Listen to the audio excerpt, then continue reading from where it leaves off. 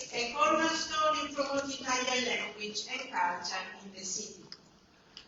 I like to begin by paying our respect to the radical people, traditional owners of the land on which this event is being held tonight, and paying our respect to their elders, past and present.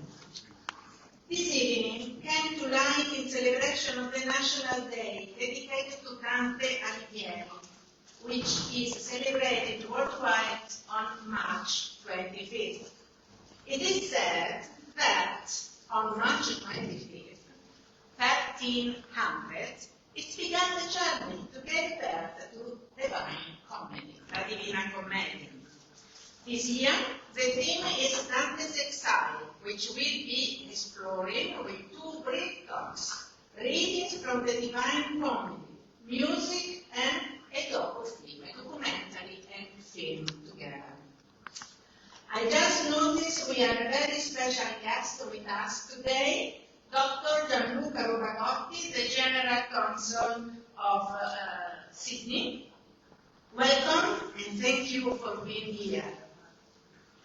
And I like also to thank the Discipline of Italian Studies and the Dante Alighieri Society for the generous support in the organization of this event. Join me please to welcome Associate Professor Giorgia Alù, Chair of the Italian Studies and Deputy Head of School, whose leadership in modern Italian literature and cultural history has been instrumental in supporting this initiative. And Concetta Perna Eyan, President of the Dante Alighieri Society, whose tireless work has been crucial in promoting Italian language and culture in our community. Thank you.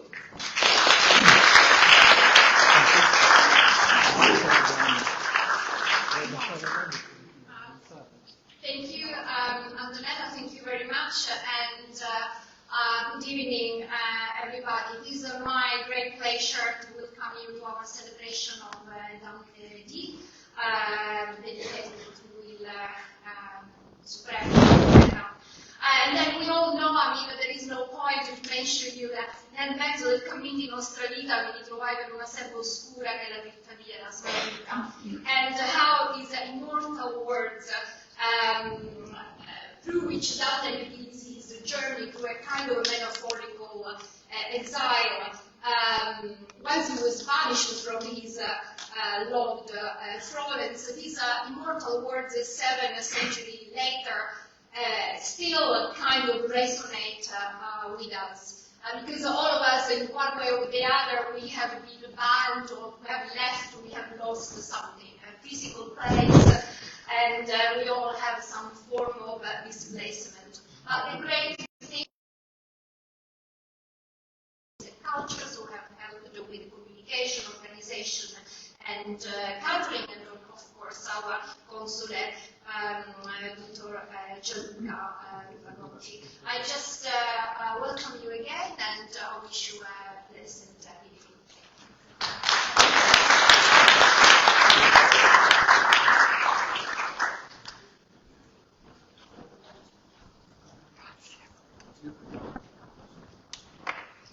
Buonasera a tutti e benvenuti al DanteDì 2025.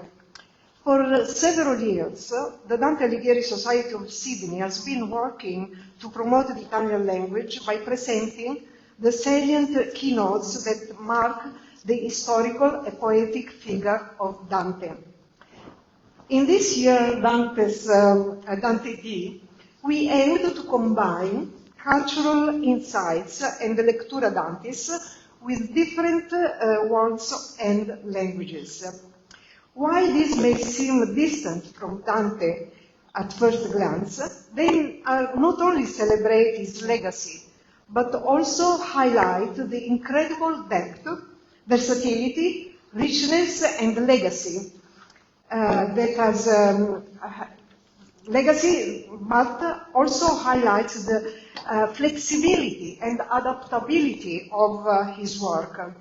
This shows how we can find new ways to explore, reinterpret, and engage with the Divine Comedy, bringing to life through sights, sounds, music, and other sensory experiences. We at Dante are delighted to be able to work in synergy with the Sydney University, with the National Italian-Australian Women's Association, with the Italian Institute of Culture, as well with the Italian Consulate General of Sydney, which is very committed to promote cultural initiatives in Sydney, in Australia, in New South Wales. Together, we are creating projects that enable our community and young people, like many of you tonight, to appreciate the beauty of Italy's linguistic and cultural heritage, with the hope that you, one day, in some way, will become ambassadors of and custodians of our culture. I wish to thank the Consul General, Dr. Gianluca Nuvagotti, Dr. Giorgia Alou, Professor Diana Glenn, Professor Daniel Canaris, Charlotte Crowe from the Sydney Conservatorium of Music, the students, and finally our Vice President Antonella Begoni, the factotum, and the whole committee of Dante Alighieri Society of Sydney. I want to tell you that I'm really, truly proud of all the work and commitment that you are demonstrating throughout the years. I wish you all a delightful evening. Thank you.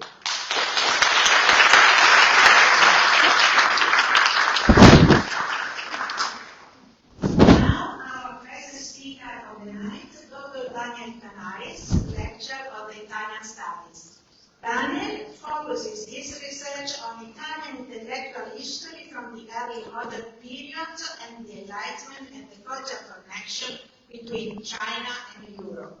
Tonight, he will speak to us about Dante's The Odyssey of Exile. Please.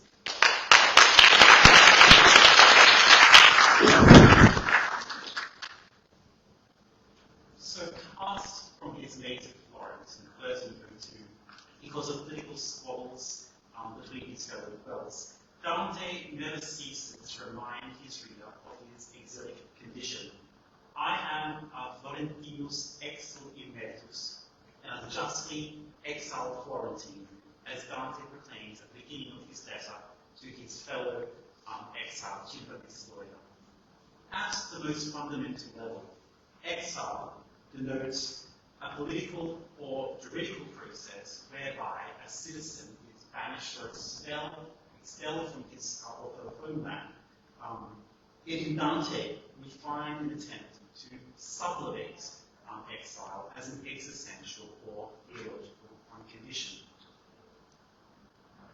Dante was very well conscious of the illustrious precedents for the fashioning of the exile itself.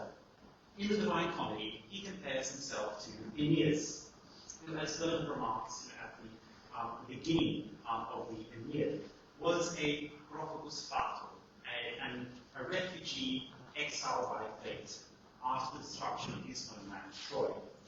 Close to home, Dante's mentor, the philosopher Brunetto Latini, was also exiled from Florence following the defeat of the Gauls at the Battle of the Air in 1260. At the beginning of his poem, Il Tesoretto, Latini writes of his bewilderment at learning the news of the Guelph's defeat, and finds himself lost in a selva diversa, a strange wood, where upon regaining his senses, he encounters nature in the figure of a lady who then proceeds to explain the mysteries of the cosmos. E io in tal corrotto, pensando capo chino, perdei il gran cammino e tenni alla traversa una selva diversa. Dante too finds himself lost in a selva oscura, in the proem of the Inferno, but there is a crucial difference between these two experiences. Dante gets lost at the midpoint of his life, or more specifically, on the eve of Good Friday in the year of 1300, which is precisely 725 years ago to this very day, which we now celebrate as DanteDì. Yet in 1300, Dante was one of the priors of the city of Florence, and was at the height of his political and social influence. He was no exile. In the Divine Comedy, Dante gradually narrates his exile in the form of astrological portents and prophecies. Dante only comes to understand the full import of his exile when he meets with his venerable ancestor, Cacciaguida, when, for the first and only time in the entire Divine Comedy, the term exilio is used specifically in relation to Dante's own political exile. Tu lascerai ogni cosa diletta più caramente, e questo per lo strano dell'arte dell'esilio di Assaetta. Tu proverai come sa di sale, lo pane altrui, e come duro caldo lo scende nel salire dall'alto di scale. This poetic transposition from history to prophecy theologizes Dante's exile as something which is providentially decreed, just as Aeneas' exile was ordained by fate. There are 5 other occasions in the Divine Comedy in which Dante uses the word exilio. In these occasions, Dante uses this term exilio to evoke the remoteness of earthly life from God. Thus, the paradigmatic exile in the Divine Comedy is not Dante's, but Adam's, who was separated from his homeland, the Garden of Eden, in that primordial act of disobedience.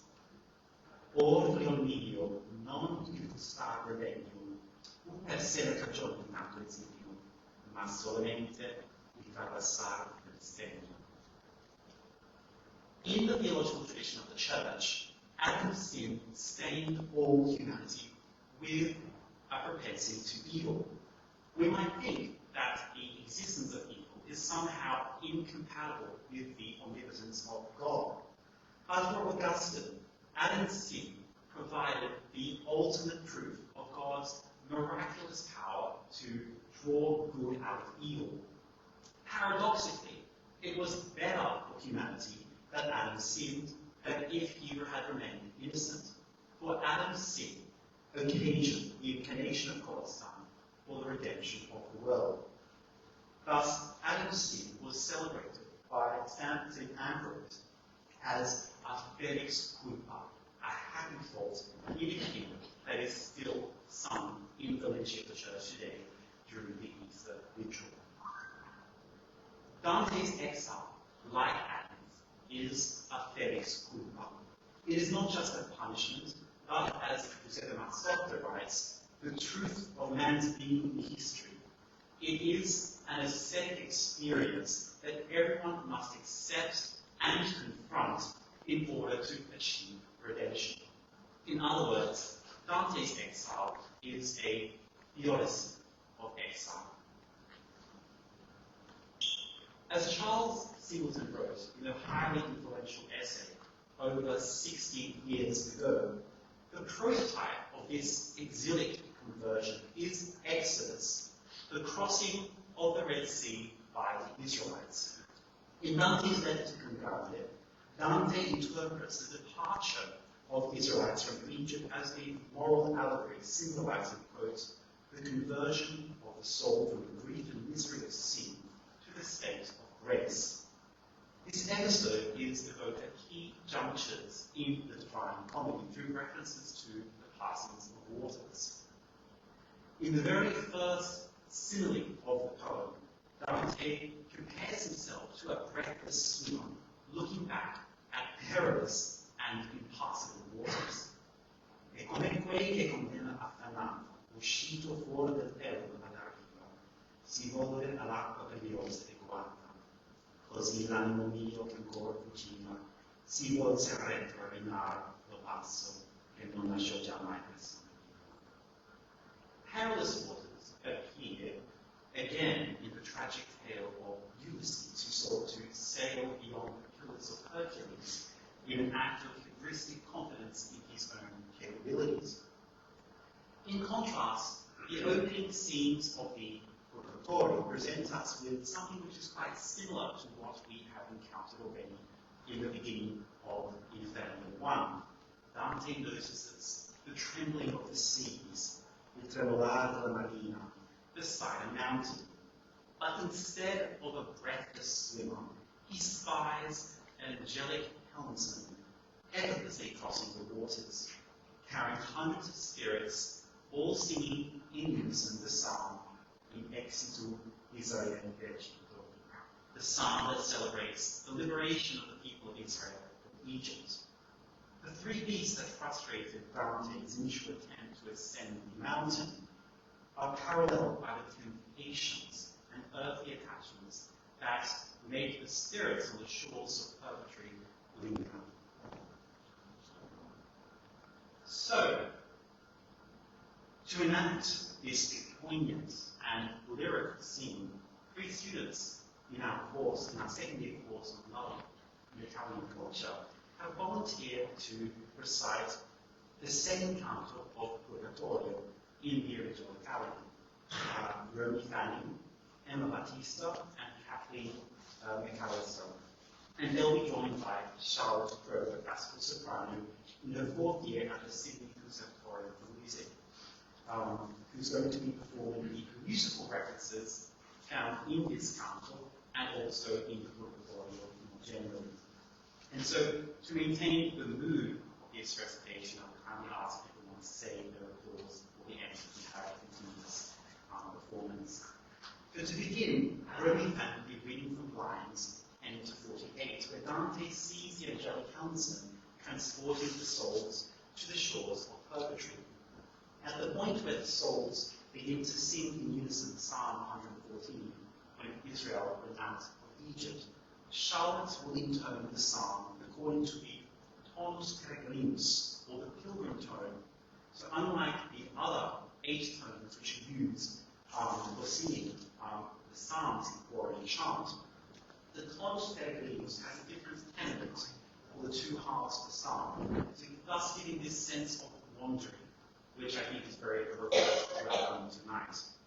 And so while we can't replicate exactly the sort of music that Dante would have imagined, this comes very close. Then Emma Battista will be reading from lines 49 to 114.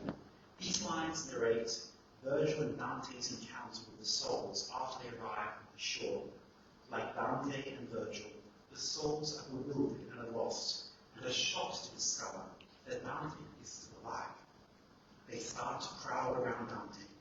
Here Dante meets his singer friend, Casella, whom Dante vainly attempts to harm, just like Aeneas did in his meeting with his father Anchises. Casella enchants all present with a performance of one of Dante's love poems, namely, Amor che nella mente ti ragiona, love that discourses to me in my mind, which is found in Dante's philosophical treatise, the Convivio. Unfortunately, none of Casella's music survives. And so, to convey this sense of lingering sentimentality we find on the shores of purgatory, Charlotte has chosen to sing the madrigal Amarillia Bella by the late Renaissance composer Giulio Caccini. Then the final verses of the canto will be read by Kathleen McAllister. And here, Dante narrates the spellbounding effect of Casella's song on everyone present. They remain transfixed in silence, only to be rudely and abruptly scolded by Cato for tarrying. Then, at the conclusion of the canto, Charlotte will then sing the Salve Regina, or the Hail Queen of Heaven, in the solo tone. This hymn is not mentioned in this particular canto, but it is mentioned later on in the Purgatorio. But as the hymn of exile, par excellence, it encapsulates the providential gaze with which Dante viewed his own exilic condition. And the hymn goes, to thee do we cry, or banish you with thee.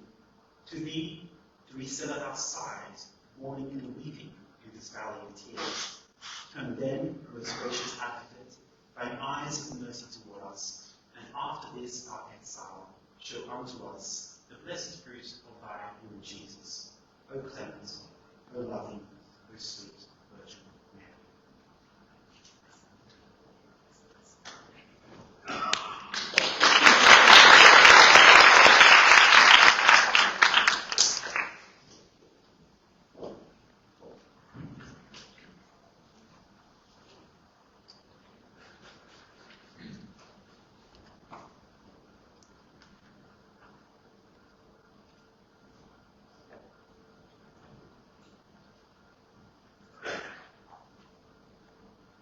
Noi eravamo un gresso mare ancora, come gente che pensa al suo cammino, che va col cuore e col corpo dimora.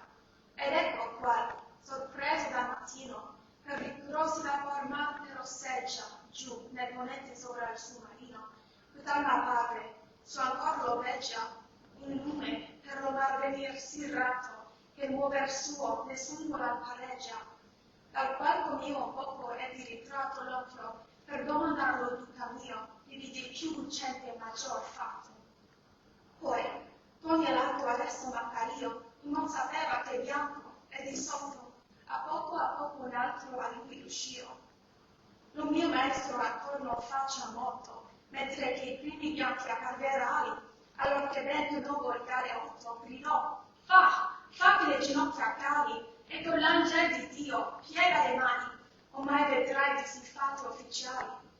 Vedi che stenta gli argomenti umani, sì che Remo non vuole né altro vero che la sue tra liti sì lontani. Vedi come l'ha dritto verso il cielo, trattando l'aereo con le eterne penne che non si mutano come portapello. Poi, come più e più verso noi bene, luce divino, più chiaro appariva, perché l'occhio da presso non sostiene, ma chi ne è giusto, e quel sentenne arriva, un vasello snelletto e leggero, tanto che l'acqua nuda ne impiotiva. Da poco stava il celeste motiero, tal che fare a beato più descritto, e più di 100 spiriti entro sediero. In essi su Israele e Egitto cantano tutti insieme ad una voce, con quanto di quel salmo e poscia scritto.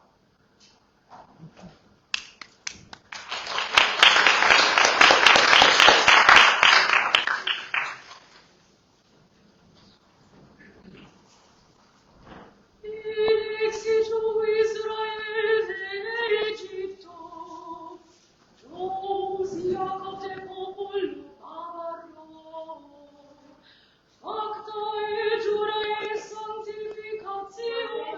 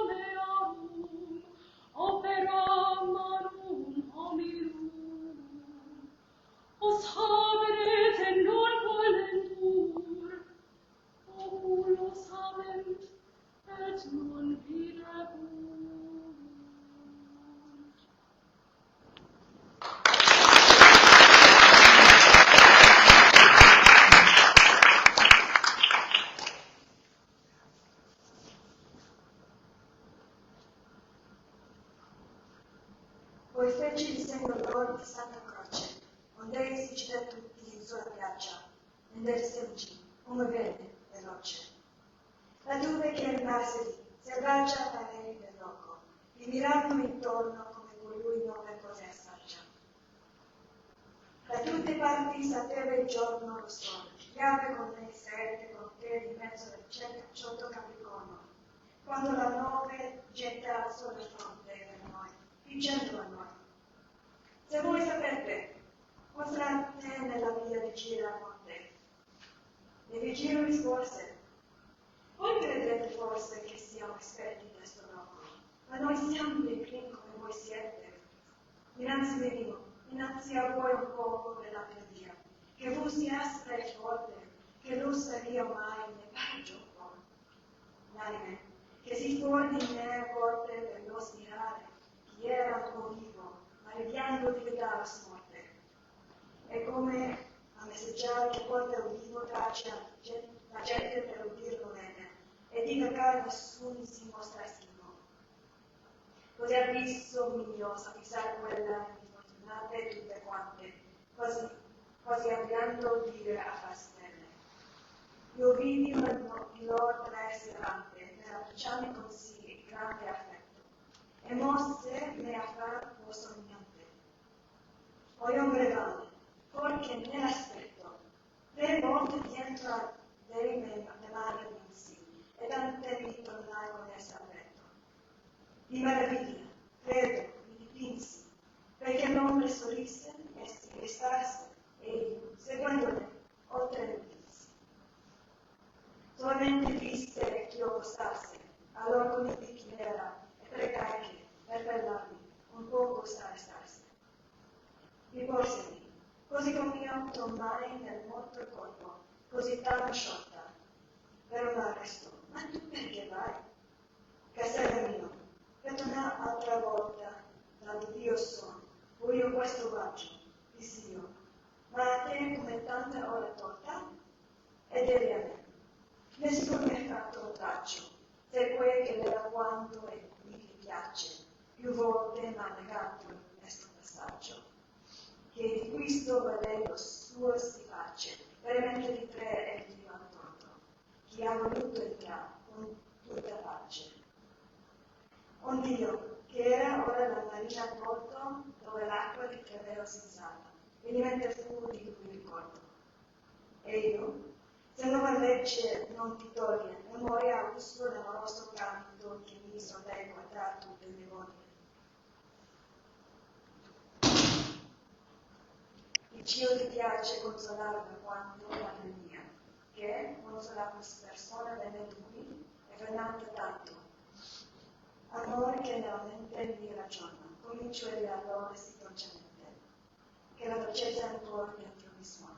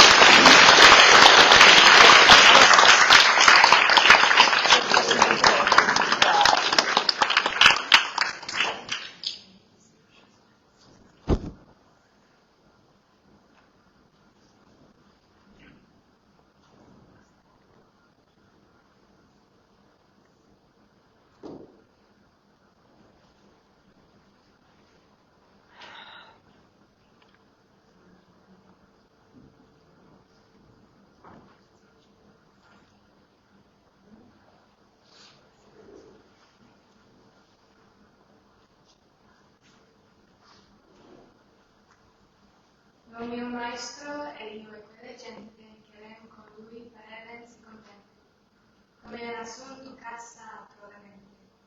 Noi eravamo tutti fissi e attenti alle sue note.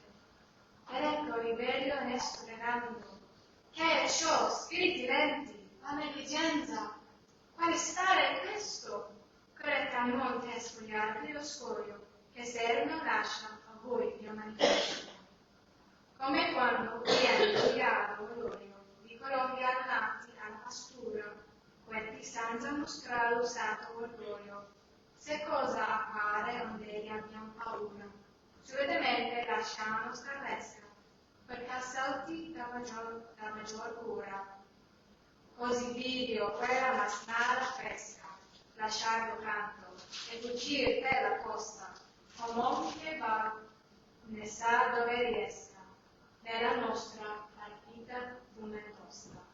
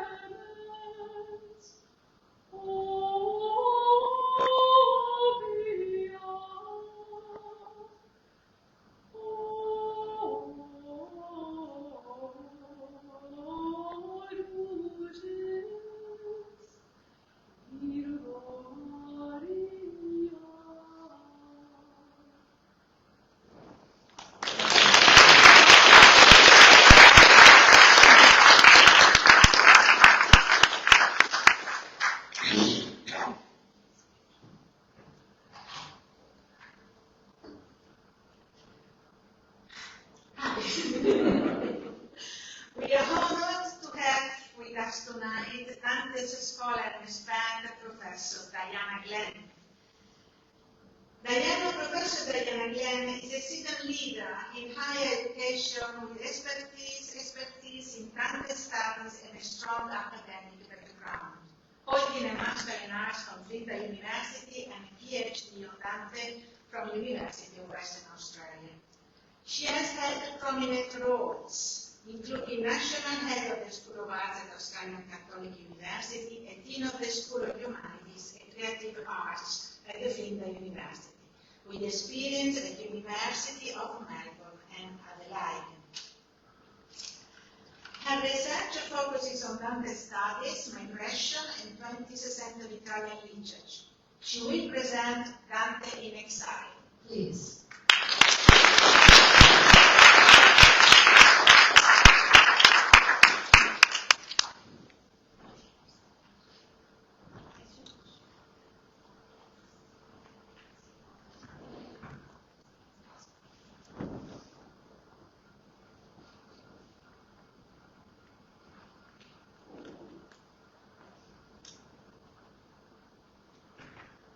Thank you so much. How wonderful to be part of this celebration. I've been hearing from colleagues around Australia and overseas about their celebrations for DanteDì. So I'm so glad that the University of Sydney is also partaking in this wonderful global celebration.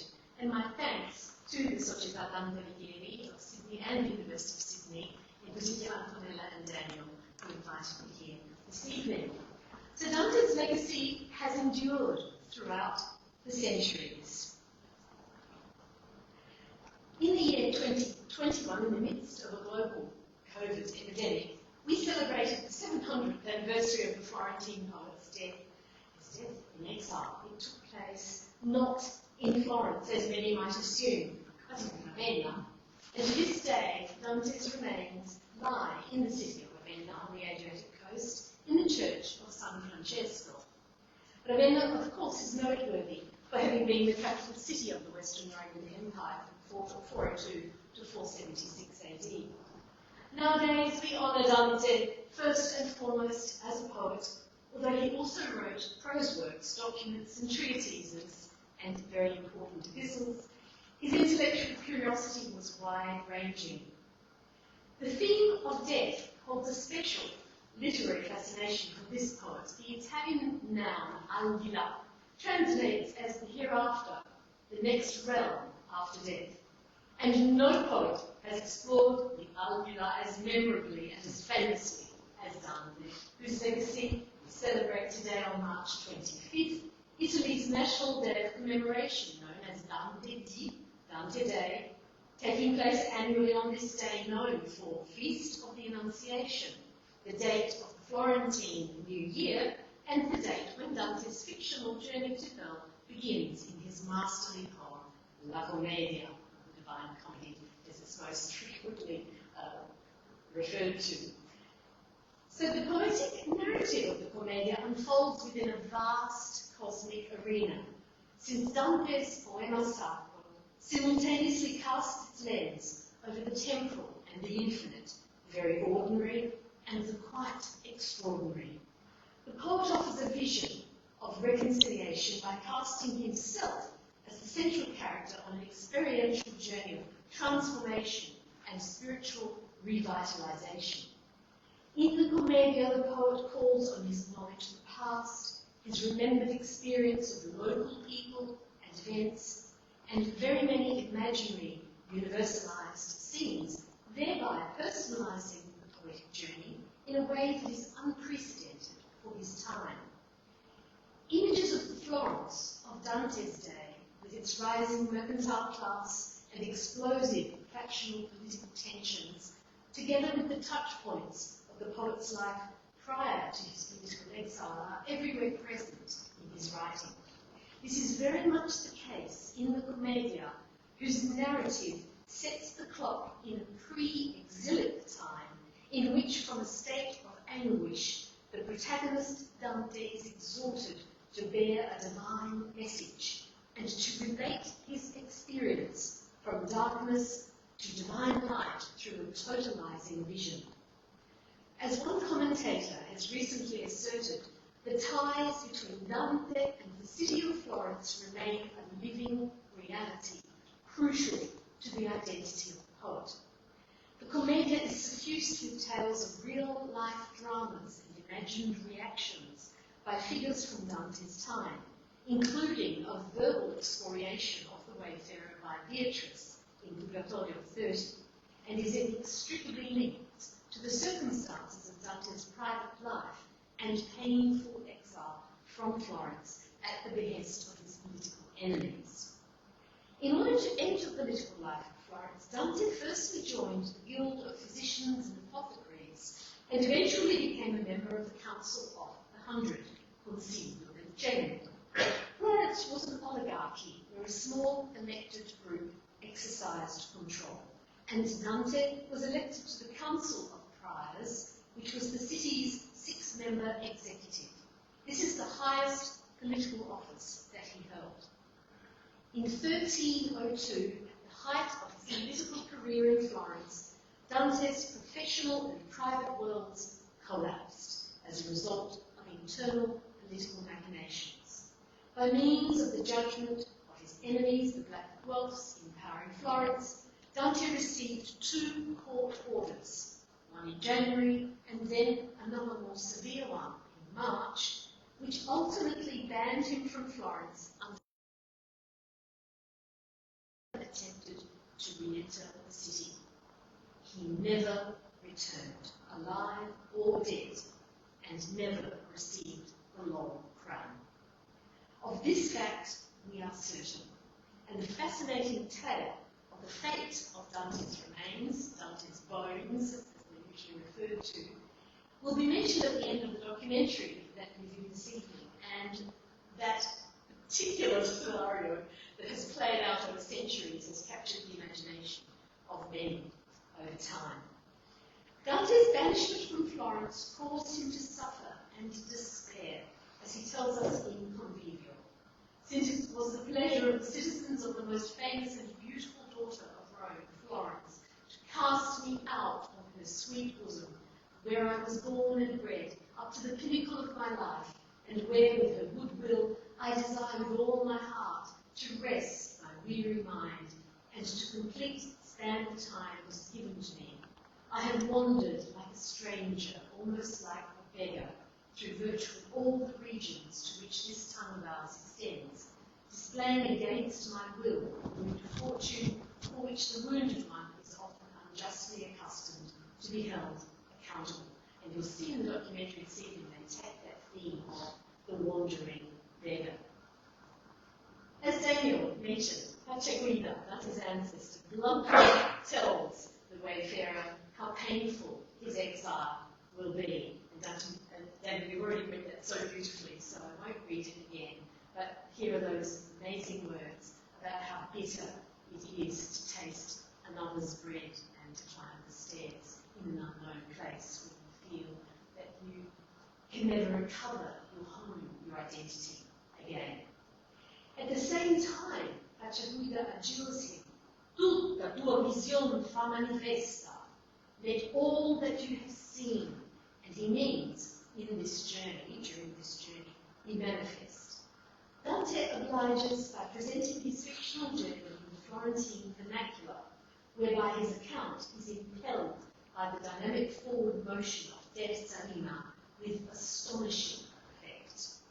Renowned Dante scholar Crowe has stated that Dante's creative activity as a poet, in its linguistic dimension, seems best described by the words seismic and volcanic. After him, she says, the linguistic terrain in Italy was radically and definitively altered. Dante's metaphysical conjecturing leads him to devise an audacious poetic triptych, depicting a living protagonist who confronts the prospect of damnation, purgation, and salvation by means of an imagined journey to the afterlife, where the soul's filtered memory of their former lives informs their personalized oral testimonies.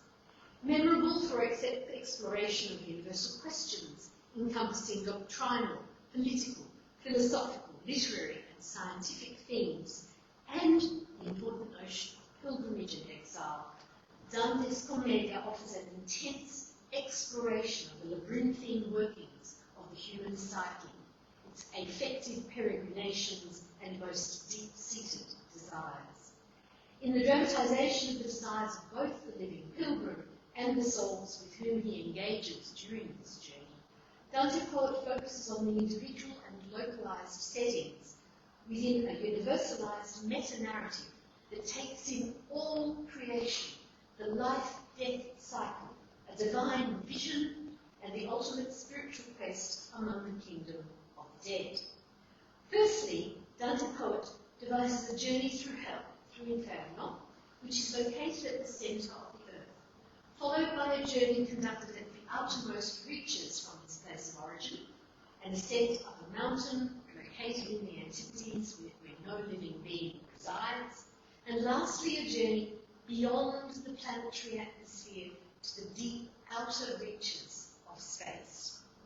Now the internet informs me that as of December 2024, the Voyager 1 space probe launched by NASA in September 1977 is at a distance of 1.9 billion kilometres from Earth. The space probe, which is on an interstellar journey of discovery to study the outer solar system, was originally part of the 1960s proposal for a grand tour to examine the outer planets and carries a gold-plated audiovisual disc, the Voyager Golden Record.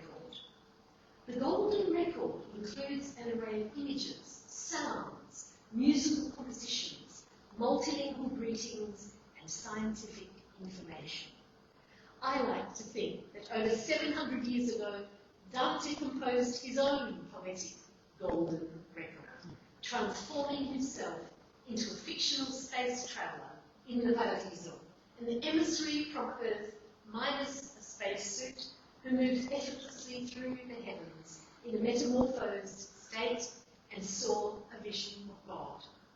His poetic recording is a repository of tales, sights and sounds whose audience, upon his return to the world of the living, will be not only his contemporaries, but also countless other unknown future generations, like us today. And the Russian poet Osip Mandelstam always spoke about Dante's verses being like missiles that would capture the future. In the Commedia, the fictional ordering of the universe simultaneously conveys the vastness of the cosmos and the angelic orders with precise visual markers, however minute, capturing, for example, a beneficent smile or a quizzical stare. The tercets capture with immediacy and direct voicing the personal stories and obsessions of a multitude of souls in the synthetic fusion of the domestic and the localised, foregrounded amidst the vast ordering of the entire cosmos. And while readers have continued to reflect on the overall monumental structure of the whole, they have developed a special familiarity with selected scenes from the Inferno, with its intensely honed tales of emotionally charged relationships, self-obsession, abuse of power, and flawed spiritual sight. These well-known stories have become part of the global parlance of Dante-inspired media outlets, digital gaming, advertising campaigns, animations, television, film, music, popular culture. I could go on and on and on, as well as providing a rich material for a wide variety of other literary, artistic, and scholarly forms of expression. Again and again in the Commedia, the poet protagonist, exiled from all that he has loved, through his imagination to the places and haunts of childhood and adult memory, revealing the imprint like trace fossils and engaging with figures from both contemporary and ancient worlds whose influence he brings to the fore in subtle and complex ways. For example, his relationship with Virgil and the stirring encounter with Statius in Purgatorio 21. As literary figures in different historical eras, Virgil, Statius and Dante never met in real life, but the high esteem for Virgil revealed through Dante's poetic rendering of this touching scene is noteworthy. As one critic has observed, a striking quality demonstrated by Dante's poet is his profound understanding of the nature of the encounter between past and present, self and other, which cannot be explained in terms of influence or style, but only in terms of the whole person. Thus, the souls recall past events through a faculty of memory that is no longer shared or shaped by any kind of experiential consciousness on earth. Rather, it's expressive of distilled desire and longing, existing in an out-of-body context, forged in the maelstrom of hell, or perceived with the light of salvation as the ultimate goal. And this lends the narrative a unique and dramatic quality of individualized voice and fragmented discourse, set in a model of dehumanized and revelatory truths and untruths, whose characterization has continued to reflect its influence and purpose over the centuries. So in the documentary this evening, you'll see that it's a bit of a mystery journey to try to uncover where Dante went in his long period of exile up until 1321.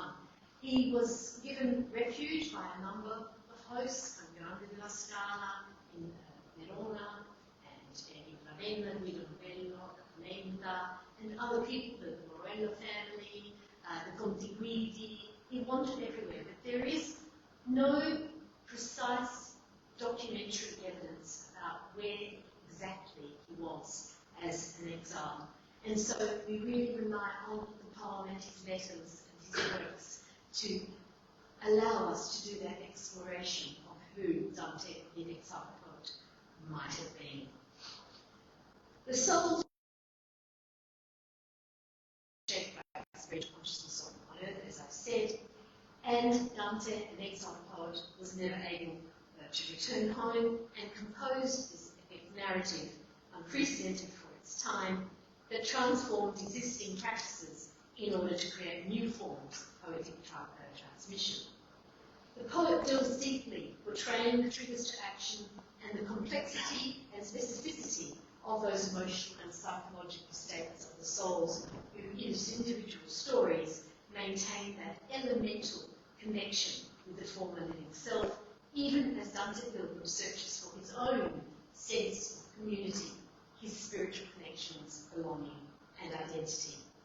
So the Commedia explores the experience of conversion and reorientation of the spiritual self that deepens our understanding of this universal dialogue of love and its regenerative power. Even today, more than 700 years later, Dante's great work challenges expectations, challenges our ideas about love, desire, and the poetic mission, and illuminates our understanding of what it is to be human, as well as shedding light on his own identity and estrangement from his former community connections. Thank you.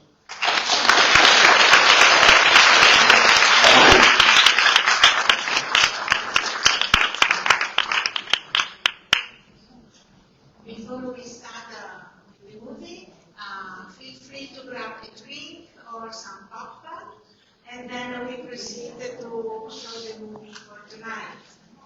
The movie of tonight is about Dante's exile. It's a visionary and mystical film that follows the step of the exiled poet Dante Alighieri during his 2-decade-long flight from Florence. The journey takes you through provincial capitals, medieval villages, castles, monasteries, and forests, revealing hidden corners of Dante Italy. Along the way, the film introduces a mix of characters, such as an elderly homeless man, a credit traveler, street musician, and an ascetic Spanish monk who blend fantasy and reality together. Through anecdotes, legends, and reflection on Dante's exile, the film explores the poet's turbulent years in Tuscany, Romagna, and beyond, culminating his death in Ravenna, where he is handily charged his hands. So before we start the movie, if you like to grab a drink